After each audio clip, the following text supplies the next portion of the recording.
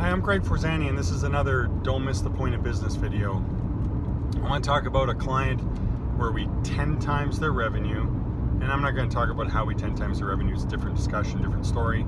I want to talk about how we 10 times their revenue and didn't need to borrow any money to do it. And it has to do with cash flow. And there's two things we did. One, and this is a trades business I'm talking about, so they sell a service, it's a trade. Number one, on every single job, we made sure that they're profitable. Now, this is what I mean by profitable. Number one, the price you're quoting your customer or you're charging your customer, number one, has to cover all costs of materials. Number two, has to cover all costs of subtrades, subcontracted labor. Number three, it has to cover a proportionate amount of your operating expenses. Now, what does that mean? Every year you have to build a budget for the year to come, a forecast. And in that budget, you have to put down reasonable numbers you're going to achieve, and then understand what percentage of your revenue is going to pay for expenses.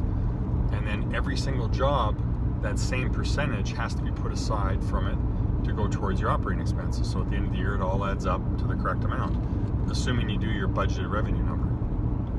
So you have to do that. So number one is got to be profitable, meaning cover your materials, cover your outsourced labor, so those are both cost of goods, cover all your operating expenses, what percent you have to put aside to cover it, and then leave a healthy net profit percent. I like to suggest 10 to 15. So that's number one, got to be profitably priced. Can't compromise that, because if you discount that and you don't make a net profit and you can't cover your operating expenses, then all this is for naught. You don't make money, and then you get a cash flow issue. Second way we impacted his cash flow was to make sure that his accounts receivable matched his accounts payable payment terms. Meaning, on my accounts payable in a business is cost of goods and expenses on your P&L. So look at all your cost of goods and expenses on your P&L, and when do you have to pay for those things when it comes down to a specific job. So just do it, we did an exercise where we laid that out.